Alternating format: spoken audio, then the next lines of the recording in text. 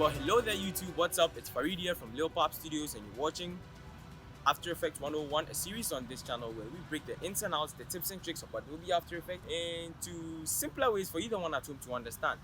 It's been like 1 week or 2 weeks. I haven't really been posting due to some kind of busy schedules, or I just really didn't want to post now.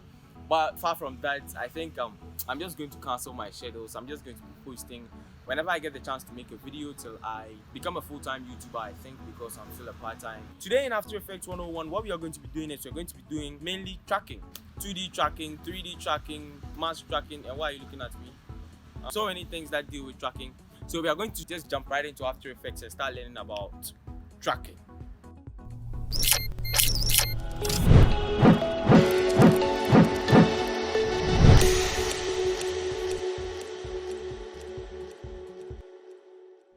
In over 2 weeks, I haven't really recorded a tutorial, and that's because of my busy schedule. But if that isn't really your business and you're here to learn, I guess then let's just get right into it. So today we are going to be doing almost everything about tracking, and I had some footages from Pixels and Mixkit. I'll be leaving links in the description for you guys to check them out, but these will also be in the description so you guys can check them out and download them for free. Pixels and Mixkits are all free stock sites where you can get After Effects templates, Premiere Pro templates, so many transitions and all those things. I'm not going to be talking about them. You can check the links in the description and you'd find them and enjoy yourself. So the first thing we are going to be doing is we are going to be learning how to do motion tracking, and I'm going to be using this footage. I'm going to create a new composition from this selection. If you don't know how to do it, I guess then you should just check the cards up here. You'd be seeing the link to one of my tutorials, or you'll be seeing the link to the first tutorial that we made inside this series. That's the course 1, so you can go check it out before coming to confuse yourself with the course 5. Thank you. Now, motion tracking is very simple. What motion tracking really means is that you just have to find a point in your footage and take the position properties or the rotation or the scale properties from it, and it's very simple to do and very simple to understand. I just hope I didn't confuse anybody. All we just need to do is we need to go to this tracker panel on the right side of our After Effects workspace, and we don't need to click on track camera or anything. We just need to click on track motion. So when you click on track motion, it will send you somewhere which shouldn't confuse you. I'm going to explain every single thing that is inside here. The first thing here is called the motion source, which is obvious. That's where you're going to be tracking from. The current track, that's tracker 1, because this is the first time you're going to track on this footage inside the composition. And then next we have the track type. You can choose whether you want to track or stabilize, parallel, corner pin, what all depends on you. We are going to be dealing with transform today, and with the transform we have position, rotation and scale, which as any After Effects user you should know all these, what these mean.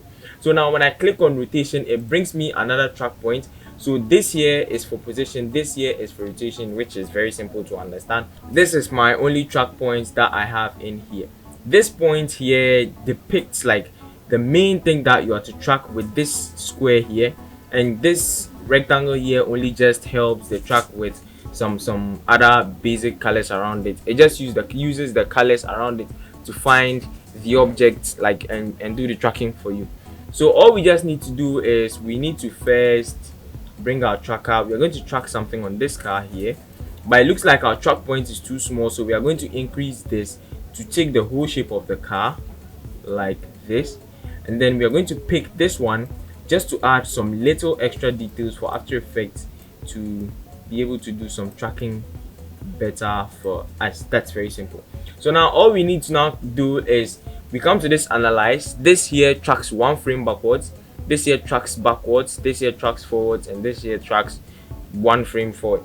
So all we just need to do is, I think I'd just like to trim my composition to 5 seconds.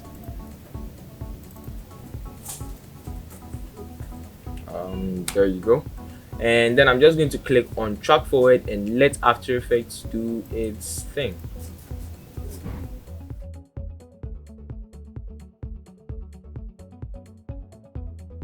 Well, now After Effects is done with the track, and we have all the track points from beginning to end.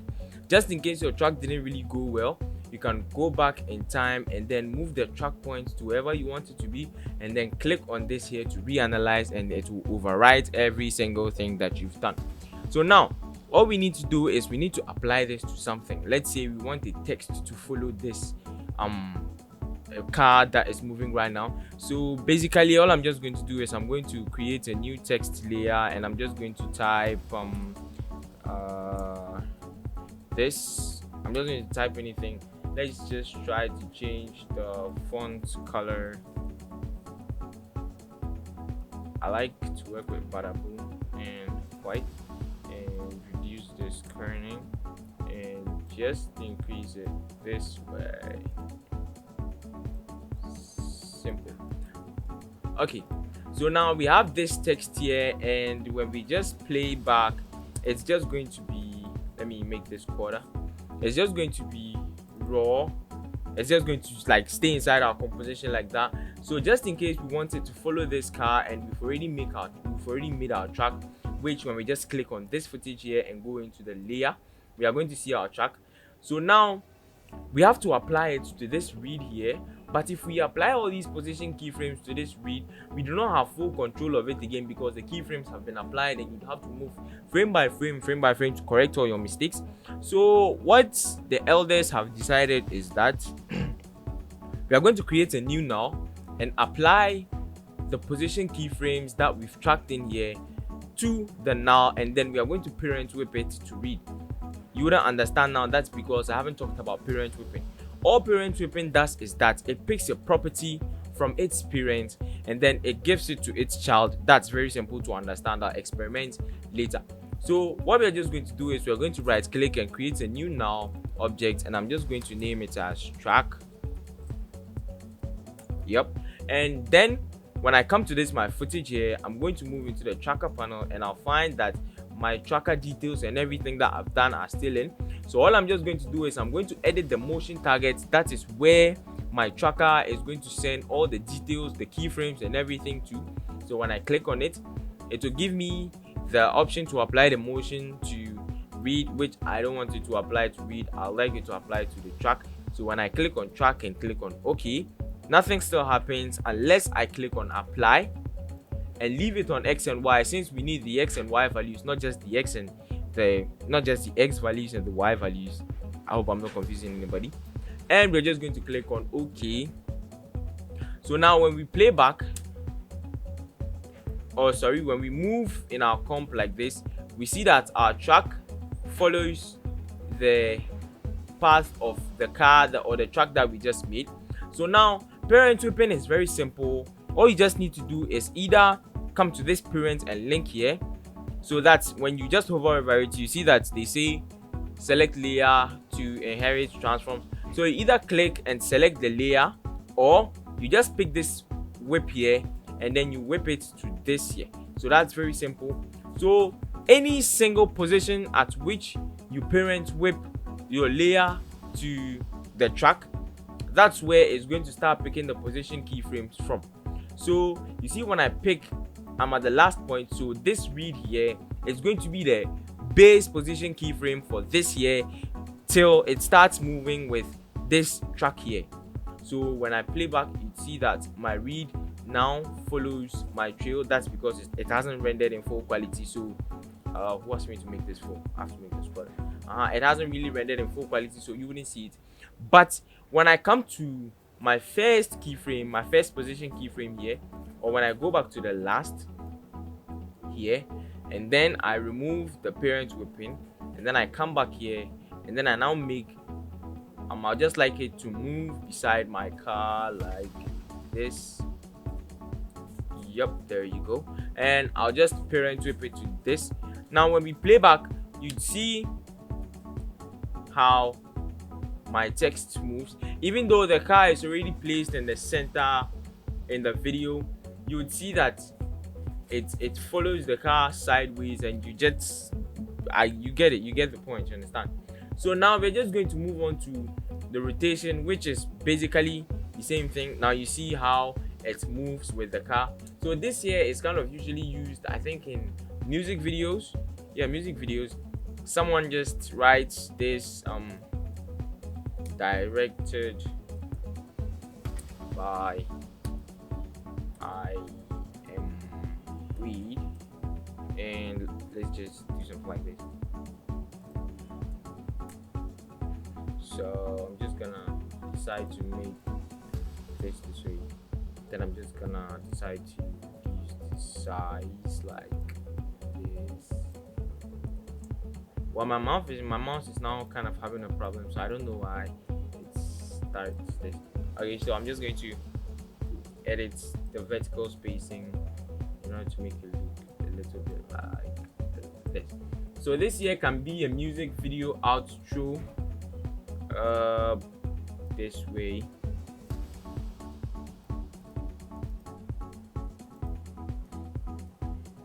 For everybody who thinks my name is I Am Reed, it's not I Am Reed, it's I Am Reed.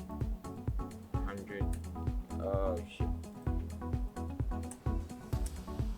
Well, I'm just going to reduce the vertical spacing again, and let me just move this here to the car. And it's very simple. When I play back, it's just gonna follow my car till the end of the video. So now basically that's what motion tracking is all about. When it comes to motion tracking with rotation, you can just decide to come to the tracker, and when you click on track camera, you can decide to take rotation and place your tracking points on where you want it to find the rotation keyframes for, and you just repeat all the same steps, and basically that's it. Who asked me to 3D track this thing? I think we'd have to start with 3D tracking before we get into mass tracking. Now for this 3D tracking, I don't know how many single times I'm going to talk about this 3D tracking. I've done this over a zillion times on this channel. I've done it with Lil Nas X's video. I've done it with OBL's Kangdo intro. So I think this is going to be like the third time I'm going to be explaining this in detail. So let's just jump right into it. And for this here, I have this cool footage of a drone with cars on the road and all those things, which I'm not going to talk about again. So basically what 3D tracking does is that it analyzes your footage and it takes your camera data, like how your camera moves, and it picks details on your footage, like let's say there's tiny details here. I think let me make this full for this one. These tiny details here, it picks them and it turns them into tracking points, which will help you in I think compositing and so many other things. It just doesn't really make any sense now, but when I dive into it, you guys will understand what I really mean. So now to 3D track a footage, there are two ways you do that. Either you go into you come into the effects tab here and you look for the camera tracker, and then you just add it to your composition, or that's your footage in the composition, or you move into the tracker and all you just do is you click on track camera. So this really takes a while though. You can decide to go watch a movie and just have some space, because if your machine isn't really that strong, it's going to waste a whole lot of time. So I'm just going to trim my composition to 5 seconds, and all I'm just going to do is I'm going to click on this track camera and let After Effects do its thing again.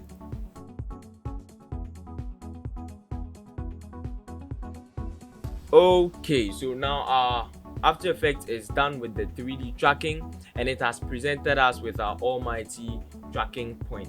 So don't let this confuse you, or don't let this scare you. It's very simple to understand if you pay attention, or yeah, if you pay attention though. So now what these track points means is that basically what they've done is it has analyzed every single detail inside your footage, and it has tracked it to the end just to help with the camera movement. So you see that when I hover over these circles and all those things appear, you have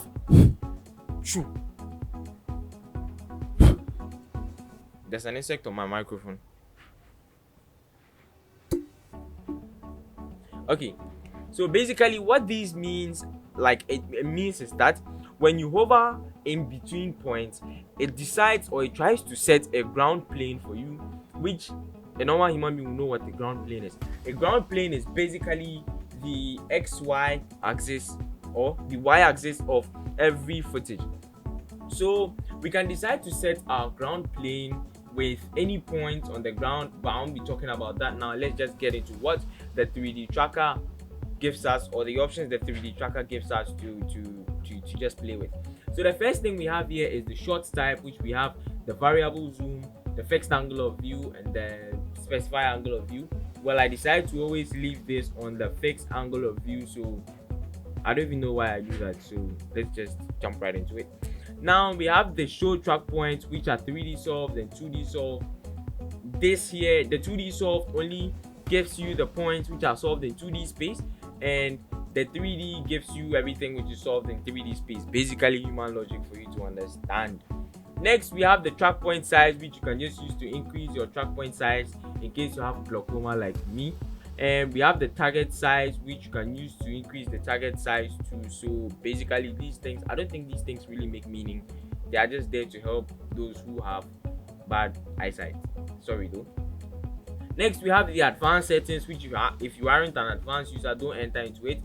So all we just have is solve method, auto detect. Like basically just leave all these on default, but in case your tracker doesn't really give you that much details, you can now come and touch this detailed analysis. This detailed analysis analyzes your footage in detail, like every single small point which is inside your footage. That's if you're shooting a 4K. If you are doing some mobile phone videography, I think detailed analysis will help you a little bit, but it wouldn't really help you because there aren't any details inside your footage. That's basically what I'm just trying to tell you. So detailed analysis only just finds better tracking, or it just does better tracking than the normal tracking itself. That's very easy to understand. So now these track points here also give you they give you the opportunity to do so many things, like create nulls, create text with it, you can create a camera and so many other things. So now I think I skipped this create camera.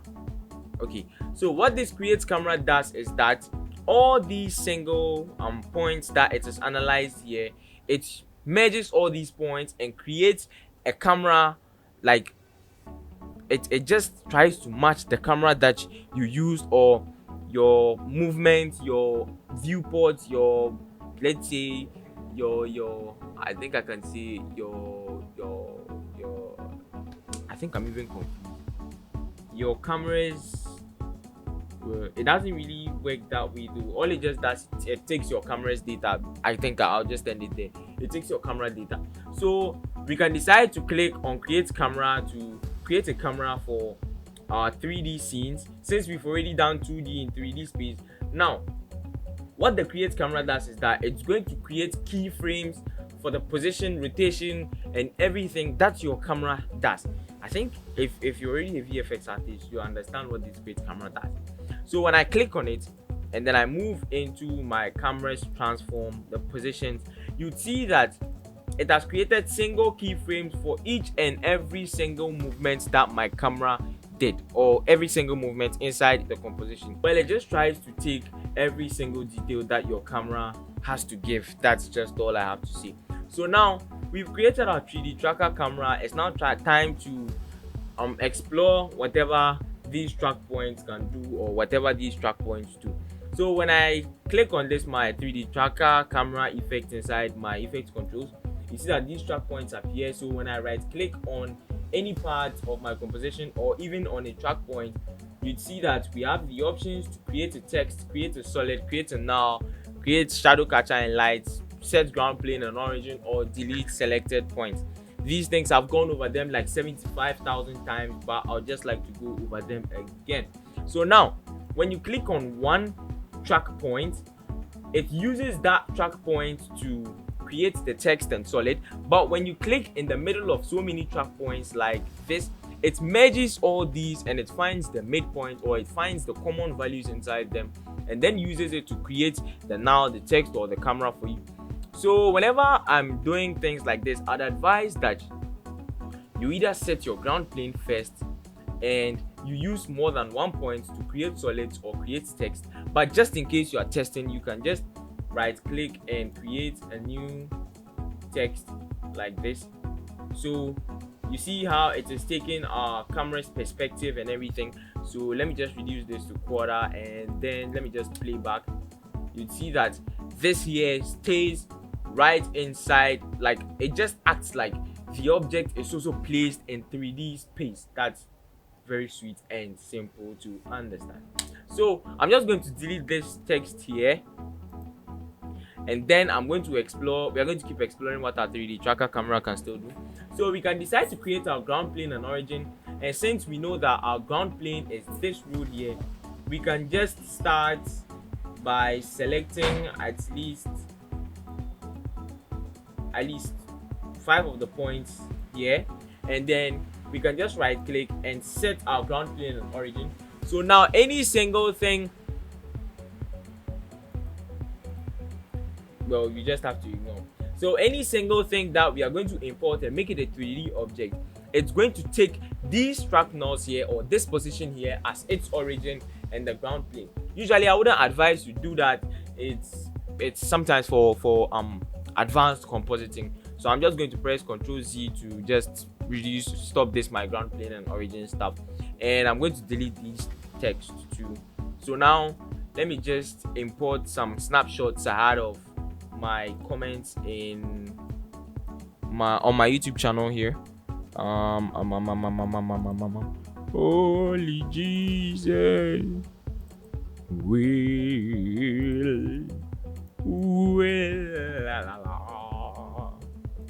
okay, so basically all I've just imported are just PNG files of Abdullah Zulka told me, I love your sense of humor overall, Africa Amaze told me, great motivation, keep going, thank you very much. And Pixeleon was asking me why I'm no more on WhatsApp, and someone said he really sees my passion. So thank you guys for just giving me all these comments, they've really helped. So all I'm just going to do is I'm going to import this here first. So when I import it, it's just a 2D layer. Don't mind the quality, I've reduced the resolution to quarter. So let me just make this full for now. All I just need to do in order for, okay, let me just make this quarter again, and when I play back, you see that it's just stiff, it doesn't move inside my composition. It looks like a 2D object that I've, like, just something like a graphic that I've placed inside my composition. So all I just need to do is I'm going to click on this here to make it a 3D layer, and instantly or immediately you see what it does. It changes the anchor points to 3 now. I can now move it in Z space, and I'll just rotate it like this, just to give the feel or the illusion that it's on the ground. See, I'm just gonna move this on Y space now. Let me just move this, and then let me just bring this down in Z space. Well, I think I just have it here. I think it's just lying down on it, but let me just do some small rotation, like this.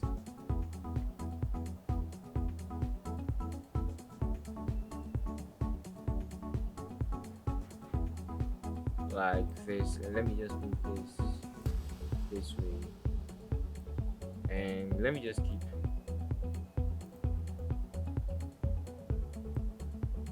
doing all this.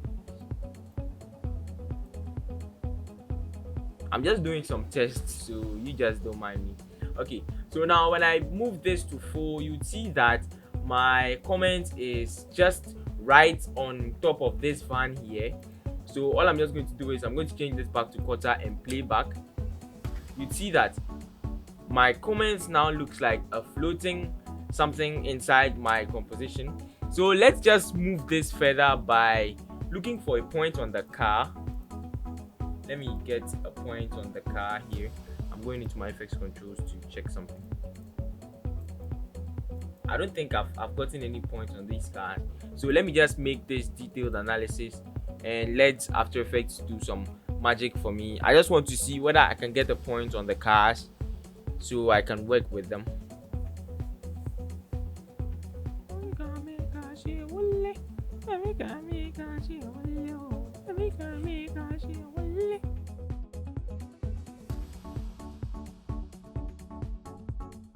Okay, so now I think the points here are now over 75,000, and still we don't have any points on our cars.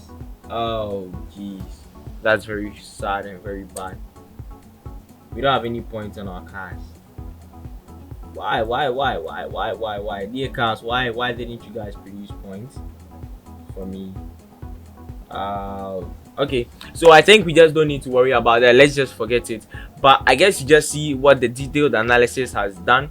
It has given us more track points and more places to work with. You can even see that inside all these neighborhoods there, my auntie lives somewhere here. Inside this my auntie's house. Inside these neighborhoods and everything, we still have track points. So it tracks it in detail. If After Effects cannot track your footage like with just this normal tracker, when you're working with HD or 1080p footage, you can just decide to click on the detailed analysis, and After Effects will help you better with that. But let's just jump far from that and turn on this here. So we've done a great job, though. We've done a great job. If there was a track point on this or any of our buses there, all we just need to do was we just right click on any point or any part of the footage and then create a new now. Since there's already a camera, we just don't need to create a camera, we just need to create a new now. Okay, I think we made a new track, so we have to just create a new now camera, and then we can now parent whip this to that now here, and this will now start moving with this now, which I had already explained to you guys like about 32 seconds ago. So now we are going to move on to the next one, which is mask tracking.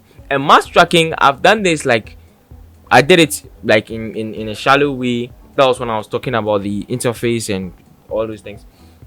But today we are going to be doing it in detail, and I think I did a video on mask tracking like yesterday or the day before yesterday. That was in my endeavors video. I used mask tracking to do face tracking, so I'm not going to be talking about that one. Just in case you want to watch it, you can just go to the links in the description. You would find it there, or you can just check in my playlist VFX with Reed. You would find it there.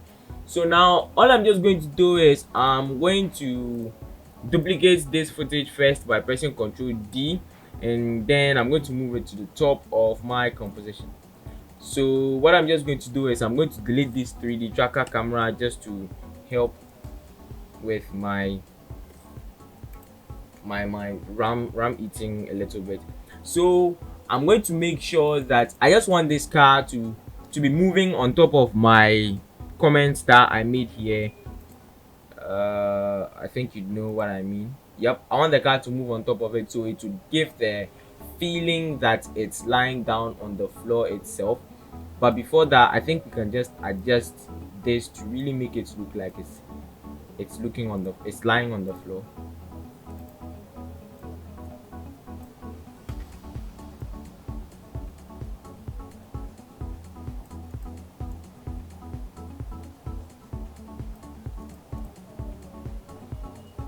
Well, I think we're just back to square one. 970. Nah. Minus 85. Nah, that's also way too much. Minus 80. That's also way too much. Minus 78. Well, I think this kind of looks better. So I don't know why my mouse keeps fucking up.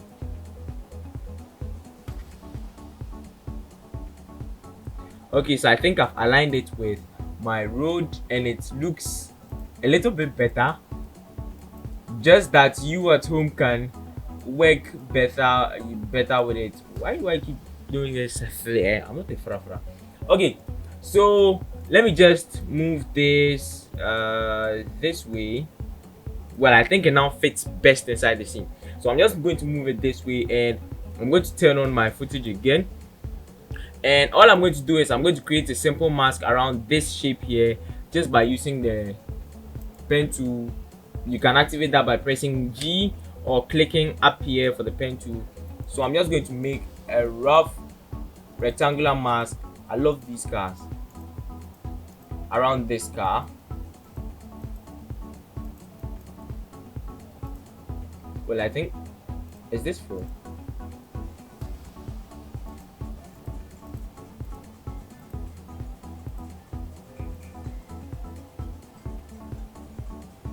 Well, I think I'm making the mask on. Oh shit. So I'm just going to cut this mask and I'm going to paste it here. Nah, it didn't work.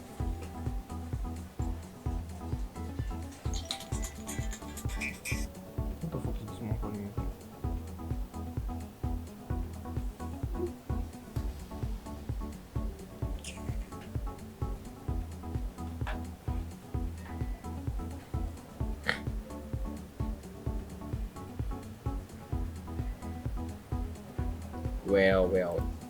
Well, I was lazy to do the masking again, but we just have to do it again with this footage rather selected. So let's just start creating something like, I'm just creating a rough mask to do, but you, the one at home, should create a better mask than mine. Well, basically what After Effects does is that it just works with the color on your like, it just works with color basically. Like, I'm not going to be talking about mask tracking again, like I already talked about it a little bit. So basically what I'm just going to do is I'm going to change this method to position, and I'm just going to click on this here to track the selected mask forward. So I think tracking mask just does the job easily than this 3D tracking thing. So let's just, would you like a sponsor break? Let's go for a sponsor break and come back. Well, it's time for a sponsor break, but it turns out we don't have any sponsor. It's just a simple announcement I want to make that I hit 400 subscribers, and I told you guys that if I hit 400 subscribers, I'm going to make my first asset pack, which is the ultimate YouTuber starter pack, which is going to contain everything a starting YouTuber would need. It's going to contain lower thirds, end screens, anything a YouTuber needs. Like, so let's just jump into creating this. What commercial are we creating again, Shawad? He doesn't know. Guy, let's jump back into the tutorial. Well, we can now see that our mask is already fooling whilst we left for the sponsor break. So all we are just going to do is we are going to move back to where it started fooling. Hey, it started fooling for long. Wow.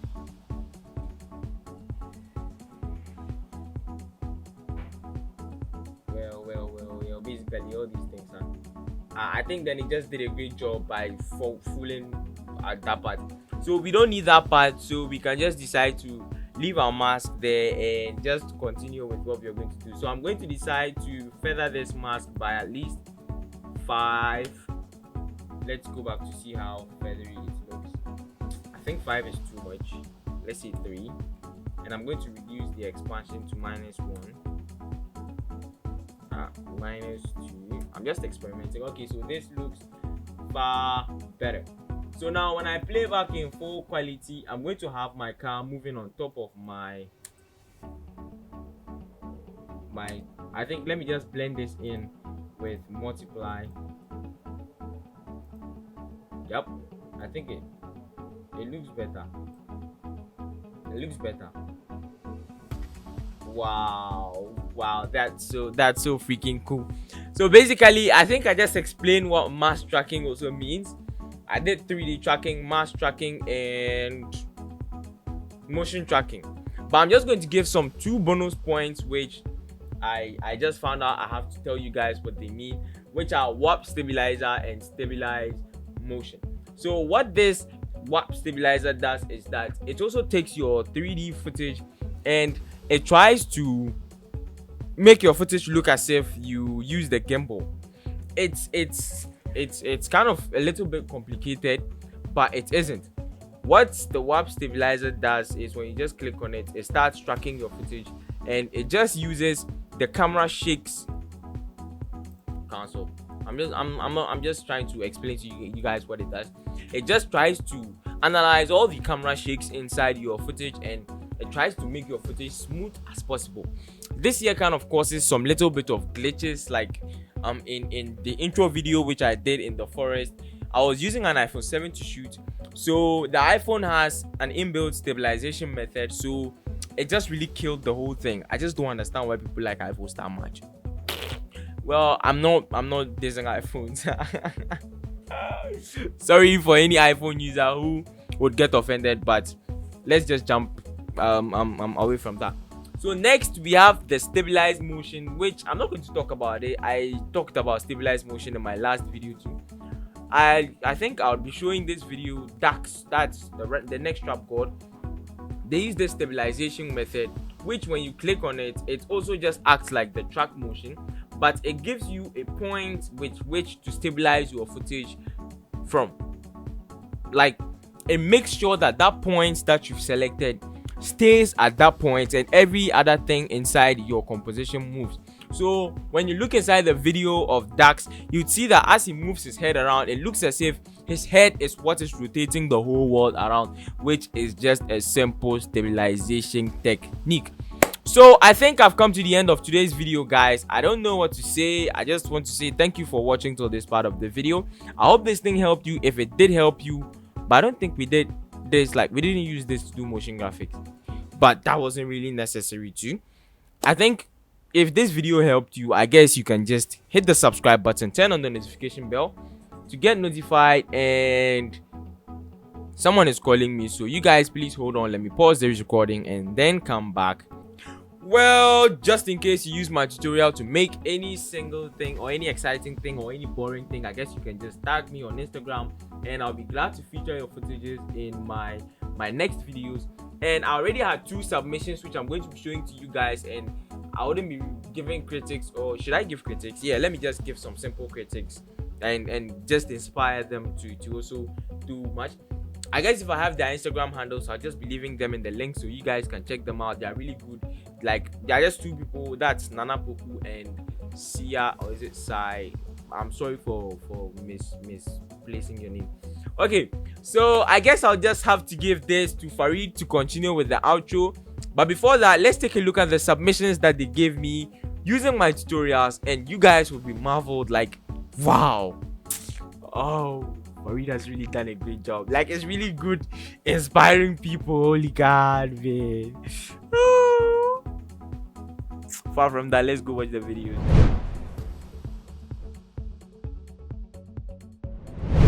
Here comes your favorite color.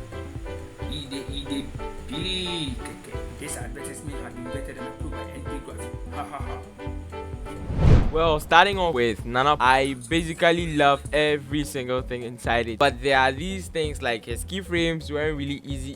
Keyframes moved very fast. His cloud too wasn't really realistic. His calipo, like, I don't think he added motion blur. His shadow also kind of comes in too fast, and it's even on top of everything inside the composition. Basically, I love everything he did. It's a very creative. Thank you, Nana Poku, for using my tutorial to make something great like this.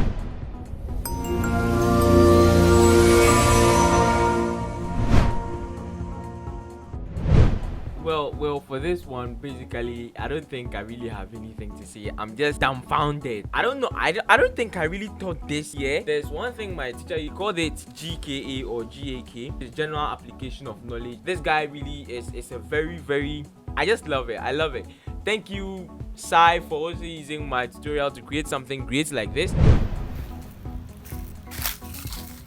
Well, thank you guys for staying with me till this part of the video. You've really done a very good job if you stayed till this part of the video. I didn't really plan on showing my face today, but I just did, and nobody should tell me that I'm skinny. Please, nobody should tell me that I'm skinny. In case this course helped you and you're using it to do something, I guess you can just post it on Instagram and tag me at Lil Pop Studios, or on Facebook you can tag me at Lil Pop Studios, or you can send it to me on WhatsApp, link in the description. And in case you want to tell me anything like I'm skinny, which I already know, you can just leave it in the comment section. Negative comments also count as engagement, right? And till next week, get some creative ideas and keep it real.